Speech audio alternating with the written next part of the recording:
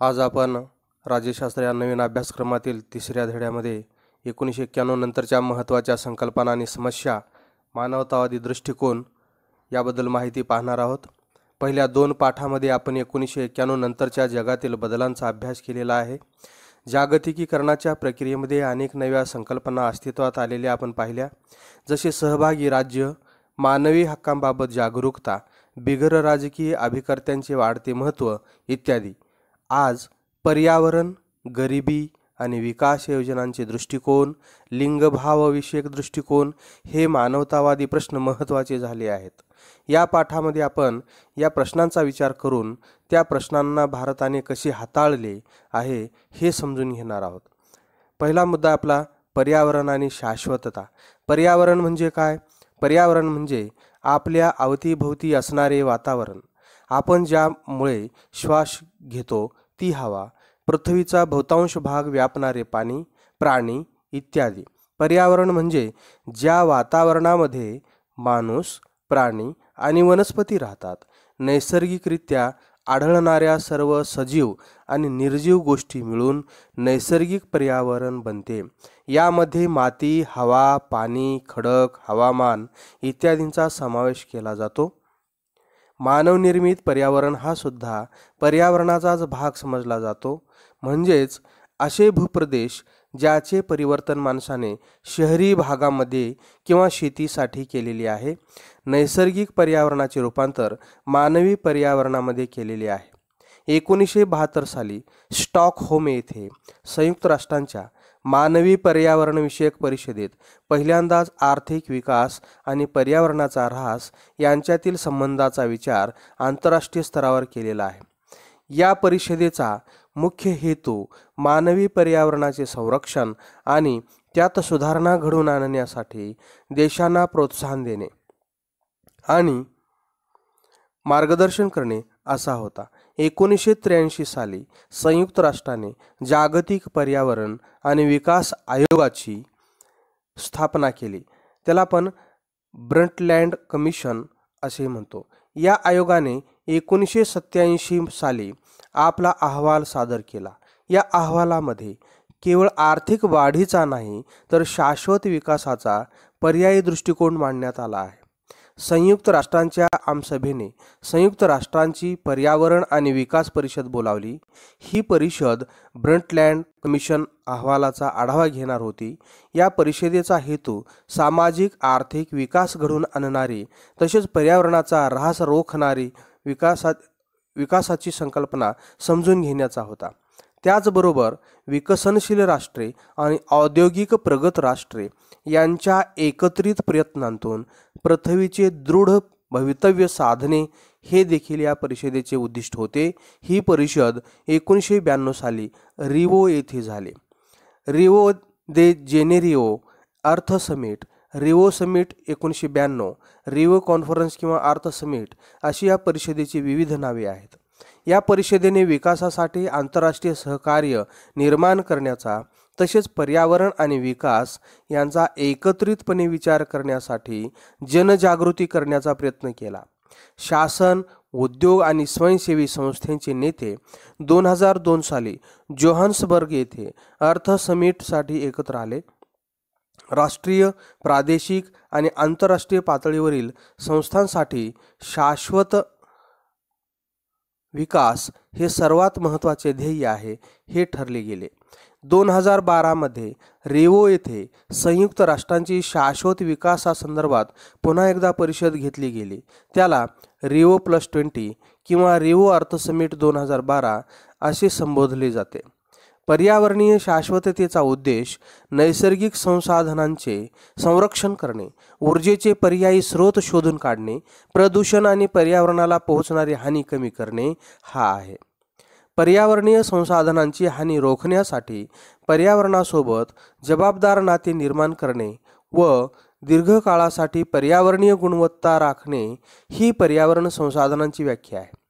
पर्यावरणीय संसाधनांचा उद्देश हा आजच्या पिढीच्या गरजा पूर्ण करताना पुढील पिढीच्या गरजा भागवण्याच्या क्षमतेशी तडजोड न करणे हा आहे. पर्यावरणाशी निगडीत महत्त्वाच्या समस्यांचा खाली उल्लेख केला आहे. पर्यावरणाशी संबंधित समस्या आहे हवामान बदल. हवामान बदलाचे प्रमुख कारण हरितगृह वायूंचे उत्सर्जन हे आहे. यामुळे दुष्काळ, वणवे, उष्णतेच्या लाटा आणि पूर यांसारख्या तीव्र वातावरणीय समस्या उद्भवतात. नंबर 2, प्रदूषण. हवेचे प्रदूषण आणि हवामान बदल यांच्यात निकटचा संबंध आहे. हरितगृह वायूमुळे पृथ्वीची उष्णता तर वाढतेच, त्याशिवाय महानगरांमध्ये दाट धुक्यांसारखे प्रदूषण वाढून लोकांच्या आरोग्यास हानी पोहोचते. जंगले कार्बन डायऑक्साईड शोषून घेतात, जो एरवी पर्यावरणात मिसळून जागतिक तापमानात भर घालतो. जंगलतोड झाल्यामुळे जंगलावर अवलंबून असणारे प्राणी आणि मानवाच्या रोजच्या जगण्याचा प्रश्न निर्माण होऊ शकतो. पाण्याची कमतरता, लोकसंख्या वाढ आणि हवामान बदलामुळे निर्माण होणारी दुष्काळी परिस्थिती यामुळे पाण्याची कमतरता हा आज मोठा प्रश्न उभा राहिला आहे. स्वच्छ आणि सुरक्षित पाणी मिळवणे ही लोकांसमोर मोठी समस्या आहे. जैवविविधतेचा ह्रास. जैवविविधतेच्या ह्रासामुळे अन्न सुरक्षेचा आणि लोकांच्या आरोग्याचा प्रश्न उभा राहतो. हवामान बदल हेही जैवविविधतेच्या ह्रासाचे प्रमुख कारण आहे. भारताच्या पर्यावरण आणि जंगलविषयक धोरणांचे नियोजन, प्रोत्साहन, समन्वय आणि कार्यक्रमांची अंमलबजावणी करण्याची जबाबदारी पर्यावरण, वने आणि हवामान बदल मंत्रालयाकडे सोपवली आहे. या मंत्रालयाचे प्राथमिक उद्दिष्ट देशातील तलाव व नद्या, तेथील जैवविविधता, जंगले आणि प्राणी जगत इत्यादी नैसर्गिक संसाधनांचे संरक्षण करणे, प्रदूषण कमी करण्यासाठी तसेच तयार करण्यात आलेले धोरणे व कार्यक्रमांची अंमलबजावणी करणे हे आहे. हे करताना मंत्रालय शाश्वत विकास आणि पर्यावरणाचे कल्याण, मानवाचे कल्याण या 2 मूल्यांचा आधार घेते.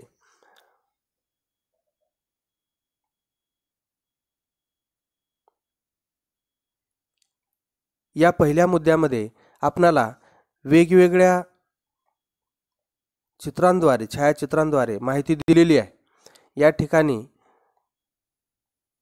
World summit on sustainable development Johannesburg 2002, त्याचबरोबर Rio+20 United nations conference on sustainable development, प्रदूषणाचे छायाचित्र दिलेले आहे. या ठिकाणी जंगलतोडीच्या समस्या या संदर्भात एकच म्हणावीशी वाटते की जंगलांचं महत्त्व किती आहे.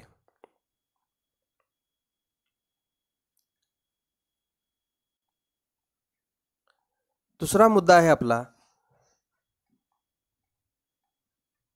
या बघा पहिल्या मुद्द्यामधील सोलार पॅनल, अपारंपरिक ऊर्जा स्रोत, ज्याला आपण नॉन कॉन्व्हेन्शनल एनर्जी सोर्स असं म्हणत असतो. कॉन्व्हेन्शनल सोर्समध्ये आपल्याला पेट्रोल, डिझेल जी संपणारी कोळसा साधने आहेत, पण सध्या आपल्याला या ऊर्जेकडे वळावे लागत आहे. त्याच्यानंतर दुसरा मुद्दा आहे आपला या चॅप्टरमधला, गरिबी आणि विकास, पॉवर्टी अँड डेव्हलपमेंट. गरिबी म्हणजे काय, गरिबीचा विकासाशी संबंध काय, गरिबी आणि विकास यांच्यातील संबंध समजून घेण्यासाठी आपल्याला कोणकोणत्या विविध दृष्टिकोनांची मदत होते, या भागात वरील नमूद केलेल्या मुद्द्यांची सविस्तर चर्चा केलेली आहे. गरिबीच्या पारंपरिक दृष्टिकोनामध्ये अन्न, वस्त्र, निवारा, पाणी, स्वच्छता इत्यादींच्या अभावावर भर दिला जातो. गरिबीचा अर्थ शोधताना आर्थिक घटकांचा देखील विचार केला जातो. म्हणूनच गरिबी म्हणजे एखाद्या व्यक्तीची, कुटुंबाची किंवा समाजाची अशी परिस्थिती जिथे लोकांना स्वतःच्या मूलभूत गरजा भागवणे शक्य नसते किंवा कठीण असते. ही संकल्पना व्यक्तीच्या उत्पन्नावर लक्ष केंद्रित करते.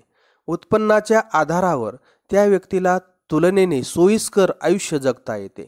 हे जीवनाचे भौतिक घटक आहेत. राज्याने लोकांना जगण्यासाठी लागणाऱ्या मूलभूत गरजांचा पुरवठा व्हावा याची जबाबदारी घेणे अपेक्षित असते. गरिबीचा एक पर्यायी दृष्टिकोन देखील आहे. हा दृष्टिकोन जीवनाच्या भौतिक व अधिभौतिक घटकांवर भर देतो. यामध्ये शाश्वत समाजातून मानवाच्या सामाजिक, आर्थिक व राजकीय कल्याणावर लक्ष केंद्रित केले जाते. याच्यात मूल्य, सामाजिक बंध व सामूहिक संसाधनांच्या उपलब्धतेला विशेष महत्त्व दिलेले आहे.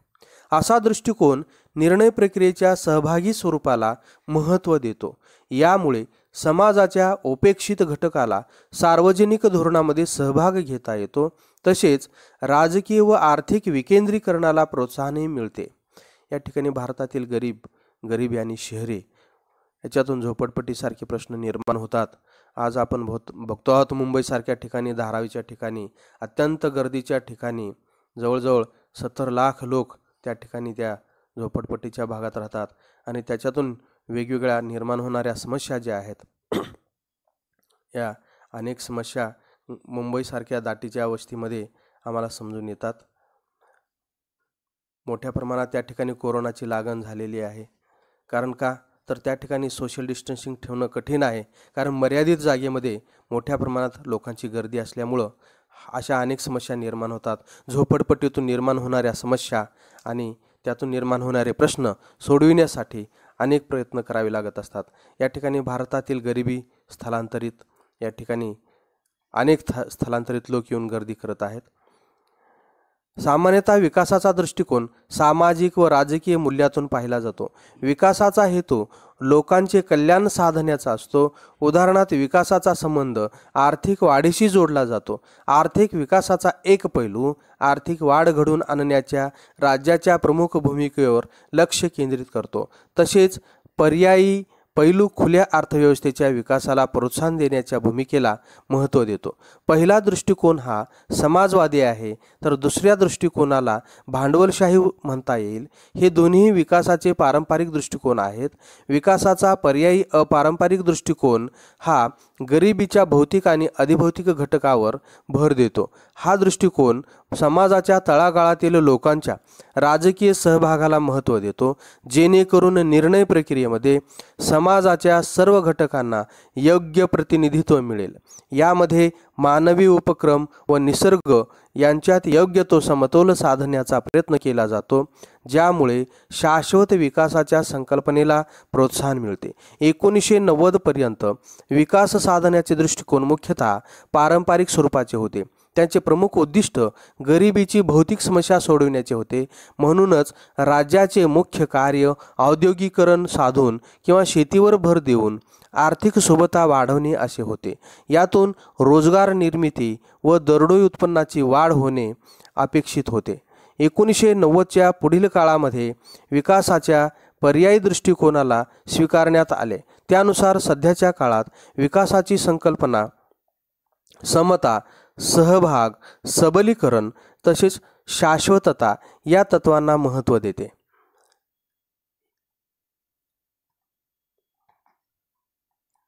या ठिकाणी संयुक्त राष्ट्रांच्या आर्थिक व सामाजिक परिषदेने इकॉनॉमिक अँड सोशल कौन्सिल गरिबीची व्याख्या पुढील प्रमाणे दिली आहे. गरिबी म्हणजे योग्य संधी व पर्यायांचा अभाव तसेच मानवी प्रतिष्ठेचे उल्लंघन. याचाच अर्थ समाजामध्ये प्रभावीपणे भाग घेण्याच्या क्षमतेचा अभाव, कुटुंबाच्या अन्न व वस्त्र या मूलभूत गरजा भागवण्या इतक्या संपत्तीचा अभाव, शाळा किंवा दवाखाने नसणे, अन्न उत्पादनासाठी पुरेशी जमीन नसणे, रोजगार नसणे तसेच कर्ज मिळण्या इतकी पत नसणे. याचबरोबर गरिबी म्हणजे व्यक्तीची, कुटुंबाची तसेच समाजाची असुरक्षितता आणि दुर्बलता होय. याचा अर्थ दुर्बल घटक हिंसेला बळी पडण्याची शक्यता असते. तसेच त्यांना दुर्लक्षित परिस्थितीत जगावे लागते. त्यांना स्वच्छ पर्यावरण, पाण्याचा आणि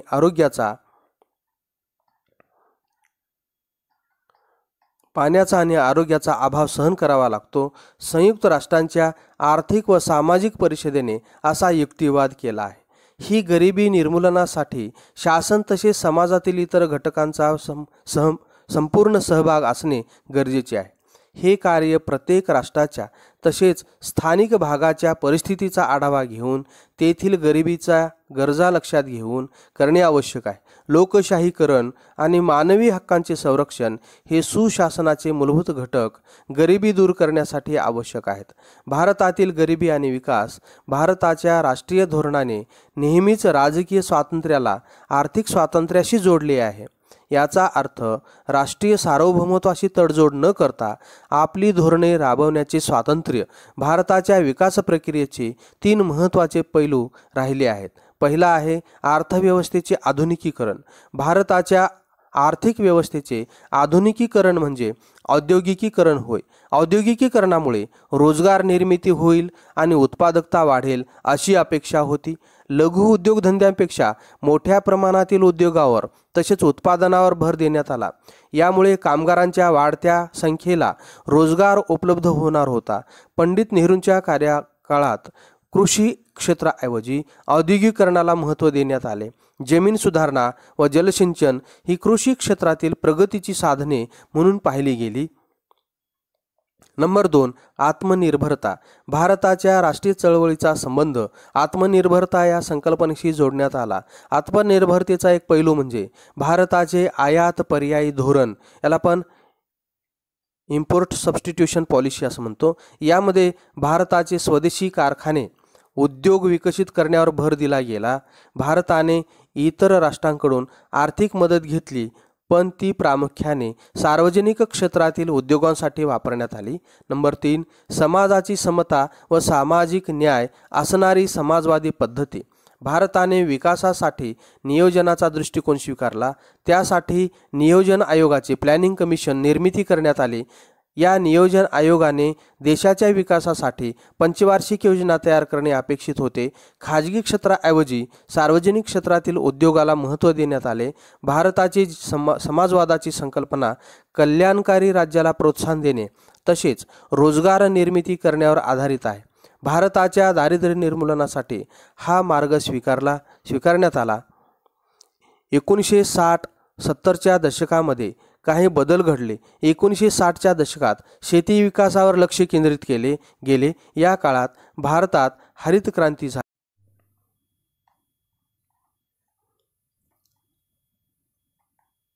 1980च्या दशकात भारताला आर्थिक संकटाला सामोरे जावे लागले. भारताचे सार्वजनिक क्षेत्र चांगली कामगिरी करू शकत नव्हते. दारिद्र्य निर्मूलन व समाज कल्याणासाठीचे उपक्रम फलदायी ठरत नव्हते. भारतीय राज्यघटनेच्या पंचायत राज घटना दुरुस्तीमुळे निर्णय प्रक्रियेचे विकेंद्रीकरण झाले, पण ते देखील फार यशस्वी झाले नाही. भारताला या आर्थिक अडचणीमुळे आंतरराष्ट्रीय नाणेनिधीकडून इंटरनॅशनल मॉनिटरी फंड, याला आपण IMF असे म्हणतो, असे कर्ज घेणे भाग पडले. भारताने नेहमीच आर्थिक वाढ व लोकांची जीवनशैली यांच्यातील संबंध समजून घेतला आहे. त्याचबरोबर आर्थिक विकासाच्या जोडीने सामाजिक न्याय साधण्याच्या ध्येयाला महत्त्व दिले आहे. गरिबी निर्मूलन आणि विकासासाठी सामाजिक न्याय व समतेवर आधारित विकास हे भारताचे धोरण राहिले आहे. भारत सरकारने गरिबांच्या मदतीसाठी तसेच समग्र विकास घडवून आणण्यासाठी वेळोवेळी विविध कार्यक्रम योजलेले आहेत. भारताच्या विकासाचे धोरण काळानुसार बदलत गेले आहे. जागतिक अर्थव्यवस्थेच्या बदलांचा तसेच वाढत्या आर्थिक सत्तेचा प्रभाव भारताच्या विकास धोरणावर पडला आहे. विकास नियोजनाच्या सुरुवातीच्या टप्प्यांमध्ये सार्वजनिक क्षेत्र उद्योगांच्या माध्यमातून सरकारची भूमिका महत्त्वाची होती. 1980च्या दशकामध्ये हे धोरण बदलले. या काळात विकासाच्या धोरणातील काही त्रुटी भरून काढण्यासाठी काही बदल 1980च्या दशकात केले गेले. 1991च्या पुढील काळात आर्थिक सुधारणांच्या कार्यक्रमांची सुरुवात झाली. पूर्वीचे विकासाचे समाजवादी प्रतिमान सोडून देण्यात आले. भारताने आर्थिक उदारीकरण आणि सार्वजनिक क्षेत्राचे खाजगीकरण घडवून आणले. या आर्थिक सुधारणांचा पाठपुरावा पुढील काळातील भारतीय सरकारने केला. तसेच या सुधारणांना जनतेचा पाठिंबा देखील मिळाला. या सुधारणामुळे भारतीय अर्थव्यवस्थेमध्ये बरेच बदल झाले. भारताची आर्थिक व औद्योगिक वाढ झाली आणि भारत एक स्थिर आर्थिक सत्ता असलेले देश म्हणून जगापुढे आला.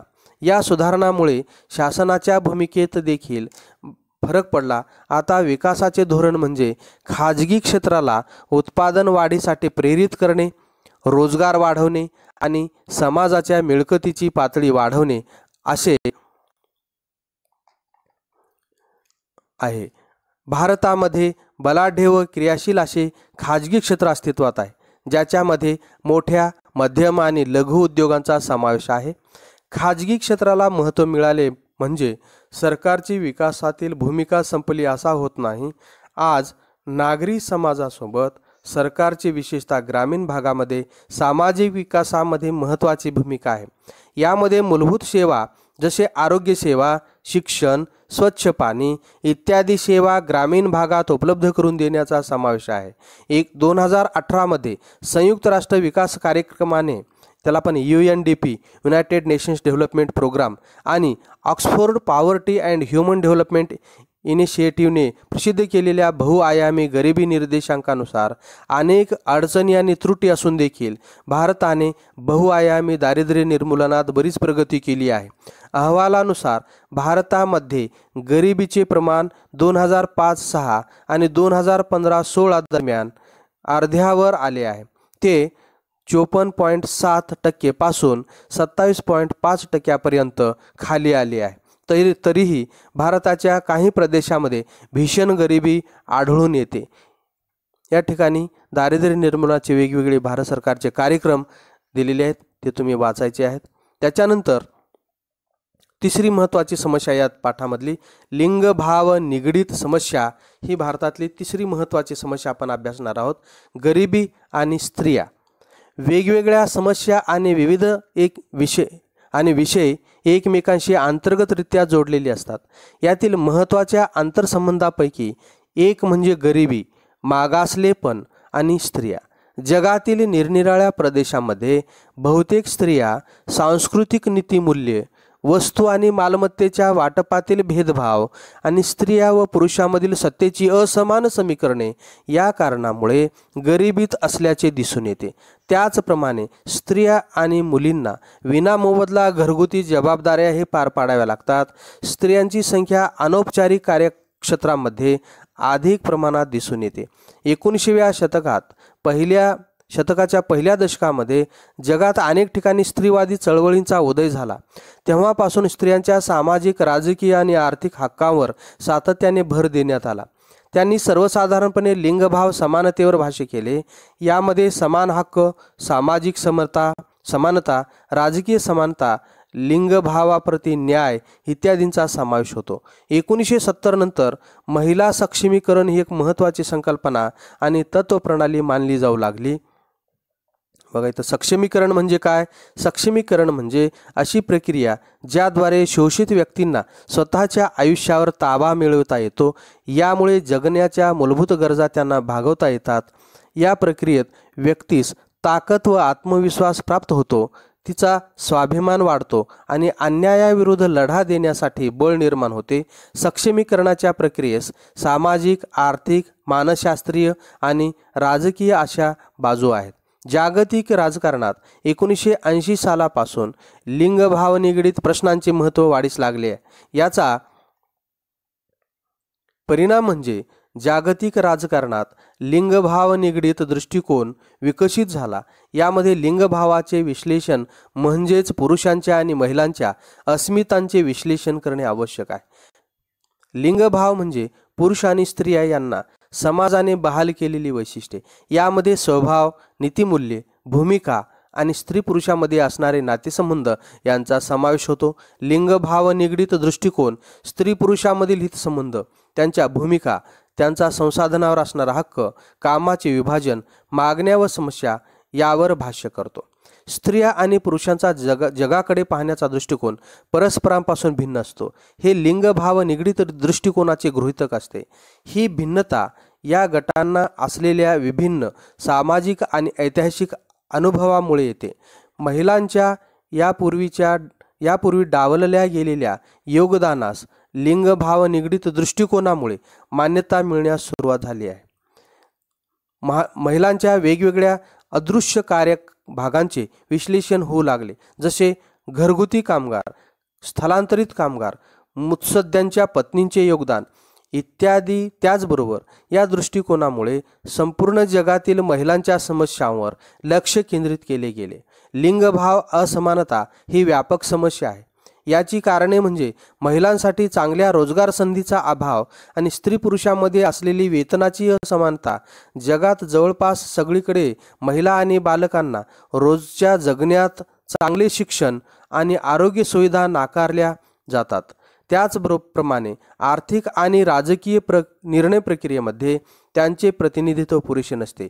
त्यांना हिंसा व भेदभावासहही सामोरे जावे लागते. सन 1976 मध्ये संयुक्त राष्ट्राचे स्त्रियांसाठीचे दशक सुरू झाले. जगात सर्वत्र स्त्रियांना समान हक्क आणि संधी यांना प्रोत्साहन मिळावे हा या कार्यक्रमाचा हेतू होता. या कार्यक्रमाने स्त्रियांचे प्रश्न विकासाच्या प्रश्नांशी जोडण्याचा देखील प्रयत्न केला. शिक्षण, आरोग्य, कामांच्या जागा, जमिनीची मालकी आणि मानवी हक्क याबाबत स्त्रियांना जाणवणारी असमानता यावर लक्ष केंद्रित केले गेले. भारतातील महिलांची स्थिती. लिंगभाव समानतेचे तत्व भारताच्या संविधानातील उद्देशिका, मूलभूत तत्त्वे, मूलभूत कर्तव्ये आणि मार्गदर्शक तत्वांमध्ये समाविष्ट केले गेले आहे. भारताचे संविधान महिलांना समानतेचे तत्व केवळ मूलभूत हक्क म्हणून बहाल करत नाही, तर शासनाला त्यावर आधारित सकारात्मक कृती करण्याची परवानगी देखील देते. असे असून सुद्धा महिलांना सातत्याने भेदभावाला सामोरे जावे लागते. भारतातील महिलांपुढील काही समस्या खाली दिल्या आहेत.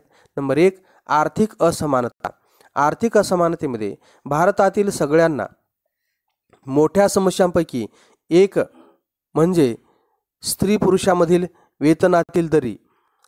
त्याचबरोबर श्रमिकांच्या बाजारपेठेतील महिलांची टक्केवारी 28.2% इतकी कमी आहे, तर तुलनेने पुरुष 78.8% आहेत. नंबर 2, तस्करी आणि शोषण. 2013 साली संयुक्त राष्ट्र मादक पदार्थ आणि गुन्हे विभागाने सादर केलेल्या अहवालात भारतातील महिलांची जबरदस्तीने विवाह करण्यासाठी तस्करी केली जात असल्याचे म्हटले आहे. यात पुढे असे नमूद केले आहे की त्यांचे बहुतेक वेळा शोषण केले जाते, त्यांचे मूलभूत हक्क डावलले जातात, त्यांना मोलकरीण म्हणून राबवून घेण्यात येते आणि कालांतराने परित्यक्त केले जाते. नंबर 3, साक्षरतेचे प्रमाण. भारतातील महिलांचे साक्षरतेचे प्रमाण पुरुषांच्या तुलनेत कमी आहे. 2011च्या जनगणनेच्या अहवालानुसार पुरुषांमधील साक्षरतेचे प्रमाण 82.14% आहे, तर महिलांमधील प्रमाण 65.46% आहे. नंबर 4, राजकीय प्रतिनिधित्व. भारताला स्वातंत्र्य मिळाल्यापासून संसदेत आणि राज्यातील विधिमंडळामध्ये महिलांचे असलेले अत्यल्प प्रमाण ही समस्या राहिलेली आहे. त्याचबरोबर भारतामध्ये लोकशाही कायदे आणि विकासात्मक धोरणांच्या परिघात वेगवेगळ्या क्षेत्रामध्ये महिलांच्या प्रगतीसाठी धोरणे आणि कार्यक्रम आखण्यात आले आहेत. 1953 साली केंद्रीय सामाजिक कल्याण मंडळाची सेंट्रल सोशल कार्यक्रमाची CSWB स्थापना केली गेली. याचा उद्देश कुटुंब, महिला आणि बालकांसाठी कल्याणकारी योजना राबवणे हा होता. भारतात महिलांच्या समस्याकडे पाहण्याचा सर्वसाधारण दृष्टिकोन हा कल्याणकारी दृष्टिकोन आहे. याचा मूळ उद्देश हा महिला मंडळे स्थापन करून महिलांचा विकास साधणे, धोकादायक कामांपासून महिलांचे संरक्षण, गर्भवती स्त्रिया आणि बालकांसाठी आरोग्य सुविधा उपलब्ध करून देणे इत्यादी होता. 1960च्या दशकापासून कल्याणकारी योजना म्हणून शिक्षणावर भर देण्यात आला. आरोग्यविषयक कार्यक्रमांचा भर मातृत्व आणि बालकांसाठी आरोग्य सुविधा, आरोग्य शिक्षण व पोषण, कुटुंब नियोजन हा होता. 1970च्या दशकापासून महिलांसंदर्भात कल्याणकारी दृष्टिकोनात बदल घडून विकासावर भर देण्यात येऊ लागला. 1970चे दशक हे संयुक्त राष्ट्रांचे महिलांसाठीचे दशक होते. भारतातील महिलांची स्थिती अभ्यासनासाठी एक समिती नियुक्त करण्यात आली. त्या समितीने दिलेल्या अहवालात भारतातील बदलत्या सामाजिक आणि आर्थिक परिस्थितीत महिलांचे हक्क आणि स्थिती यावर भाष्य केले गेले. या अहवालाचे शीर्षक टुवर्ड्स इक्वॅलिटी असे आहे. 1980 साली महिलांच्या संदर्भातील दृष्टिकोनात आणखी बदल घडून आला. आता त्यामध्ये आरोग्य, शिक्षण आणि रोजगार यावर भर देण्यात आला. 1990च्या दशकात विकासाची जागा सक्षमीकरणाने घेतली. शासनाला विकासाचे फायदे महिलांनाही करून द्यायचे होते. त्यासाठी नियोजन आणि अंमलबजावणीमध्ये महिलांचा सहभाग महत्त्वाचा मानला जाऊ लागला. 1990मध्ये कायद्यांद्वारे राष्ट्रीय महिला आयोगाची स्थापना झाली. यात महिलांच्या हक्कांचे व कायदेशीर बाबींचे संरक्षण करण्याची ग्वाही देण्यात आली. भारताच्या संविधानातील 73व्या व 74व्या घटनादुरुस्तीमुळे 1993मध्ये पंचायत समिती आणि नगरपालिकामध्ये महिलांना आरक्षण देण्यात आले. त्यामुळे स्थानिक पातळीवरील निर्णय प्रक्रियेत महिलांचा सहभाग वाढण्यास मदत झाली. महिलांसाठीचा सामाजिक सांस्कृतिक परिघ हा जुन्या व नव्या मूल्यांचे जटिल मिश्रण आहे. औद्योगिकीकरण, जागतिकीकरण, शहरीकरण आणि आधुनिकीकरणामुळे महिलांच्या आयुष्यात मोठे बदल झालेले आहेत. एका बाजूला उदारमतवादामुळे महिलांना शिक्षण, रोजगार आणि निर्णय प्रक्रियामध्ये अनेक संधी मिळत आहेत, तर दुसऱ्या बाजूला अत्याचारामध्ये झालेली वाढ, वेतनातील दरी आणि भेदभावांचा सामनाही करावा लागत आहे. संस्थात्मक घटकांनी पुढाकार घेतल्यास समाजातील मूल्ये आणि मानसिकता यात बदल घडून येऊ शकतो. यामध्ये कुटुंब, समुदाय, धर्म आणि शैक्षणिक संस्थांचा समावेश होतो. लिंगभाव समानतेसाठी आर्थिक आणि सामाजिक धोरणांची निर्मिती करणे, त्यांना बळकटी देणे आणि अंमलबजावणी करणे हे त्यांच्या मार्फत होऊ शकते. 2006मध्ये भारत सरकारने महिला आणि बालकल्याण विभाग हे स्वतंत्र मंत्रालय म्हणून अस्तित्वात आले. याआधी 1985 सालापासून हे मानव संसाधन विकासाच्या विभागाच्या अखत्यारीत येत असे. या मंत्रालयाचा मुख्य उद्देश महिला व बालकांसाठी असलेल्या धोरणातील त्रुटी शोधणे, लिंगभाव समानतेसाठी व बालकावर केंद्रित असे कायदे करणे, धोरणे व कार्यक्रम आखणे हा होता. महिलांना सन्मानाने जगता येईल आणि विकासामध्ये समान भागीदार होता येईल. तसेच हिंसा आणि भेदभाव रहित वातावरण निर्माण करून सक्षमीकरण साधणे हा या मंत्रालयाचा उद्देश आहे. मंत्रालयाने 2001 साली महिला सक्षमीकरणासाठी राष्ट्रीय धोरण तयार केले. 2016मध्ये महिलांसाठी राष्ट्रीय धोरणाच्या मसुद्यांची निर्मिती केली. भारतातील कायदे मंडळाने अलीकडे अनेक महत्त्वाची कायदे पारित केले. त्यातील कामाच्या ठिकाणी स्त्रियांचा लैंगिक छळ विधेयक म्हणजेच प्रतिबंधात्मक व निवारण 2013, घरगुती हिंसाचार प्रतिबंध कायदा 2005, मुस्लिम महिला कायदा 2019 हे कायदे महत्त्वाचे आहेत. 1990 सालापासूनच्या 3 महत्त्वाच्या मानवतावादी समस्या या पाठात आपण अभ्यासल्या आहेत. या समस्या जागतिक आहेत कारण त्या जगात कुठेही उद्भवू शकतात. या समस्यावर उपाय शोधण्यास भारत सरकारने काय पावले उचलली आहेत हे आपण पाहिले. याच्यानंतरचा पुढचा जो चॅप्टर आहे त्याच्यामध्ये आपण शांतता, स्थैर्य आणि विकास साधण्यामध्ये शासनाची काय भूमिका असते याविषयी माहिती पाहणार आहोत. या पाठाखाली हे वेगवेगळे प्रश्न आहेत, तुम्ही वाचायचे आहेत आणि व्यवस्थित वाचून पुन्हा पुन्हा वाचून या प्रश्नांची उत्तरे सोडवायची आहेत. आपण या प्रश्नांबद्दल तर पुन्हा बघणारच आहोत. स्वतंत्ररित्या प्रत्येक प्रश्नाचं विश्लेषण वेगळ्या व्हिडिओमध्ये केलं जाणार आहे. त्याच्यामुळे तुम्ही सर्व पुन्हा पुन्हा हा व्यवस्थित चॅप्टर वाचा. त्याच्यातले अवघड प्रश्न त्याला अंडरलाईन करा, लिहून काढा आणि प्रश्न वाईज मी तुम्हाला मुद्दाम प्रश्न दाखवत आहे. दिलेल्या पर्यायापैकी योग्य पर्याय निवडून विधाने पूर्ण करा. या ठिकाणी 2 दिलेले आहेत, तुम्ही वाचा. त्याच्यानंतर दिलेल्या विधानासाठी समर्पक संकल्पना लिहा. खालील विधाने चुकीबरोबर सहकारण स्पष्ट करा. त्याच्यानंतर सहसंबंध स्पष्ट करा. आपले मत नोंदवा. पुढील प्रश्नांची उत्तरे लिहा असे. आणि नंबर 6वा प्रश्न, दिलेल्या मुद्द्यांच्या आधारे प्रश्नांचे सविस्तर उत्तर लिहा. असे वेगवेगळे प्रश्न तुम्हाला पाठाखाली दिलेले आहेत. ते तुम्ही पुन्हा पुन्हा वाचावेत. निश्चितच तुम्हाला जास्तीत जास्त गुण घेण्यासाठी ते फायदेशीर होईल. आणि आज तुमच्याकडे भरपूर वेळ आहे. आज या वेळेचा तुम्ही सदुपयोग करा, म्हणजे अधिकाधिक तुम्हाला पुढचा काळ सुखकर जाईल, जास्त ताण पडणार नाही आणि अधिकाधिक वेगवेगळ्या परीक्षामध्ये तुम्हाला गुण मिळवता येतात. घटक चाचणी परीक्षा असेल किंवा ऑब्जेक्टिव्ह टाईप प्रश्न पहिला जो 20 मार्काचा प्रश्न येतो त्याच्यामध्ये दिलेल्या पर्यायापैकी योग्य पर्याय निवडून विधाने पूर्ण करा, असे 5-5 मार्काचे 4 बीट म्हणजे 20 मार्काचा प्रश्न तुम्हाला येत असतो. त्याच्याबरोबर एक असे आपले मत नोंदवा, पर्यावरण संरक्षण ही काळाची गरज आहे किंवा सहसंबंध स्पष्ट करा, पुढील प्रश्नांची उत्तरे लिहा, हरित क्रांती म्हणजे काय, सक्षमीकरण म्हणजे काय ते सांगून सक्षमीकरणासाठी उपाय सुचवा. हे प्रश्नांची उत्तरे आपल्या चॅप्टरमध्ये आहेत. तर आज आपण एवढंच पाहूया.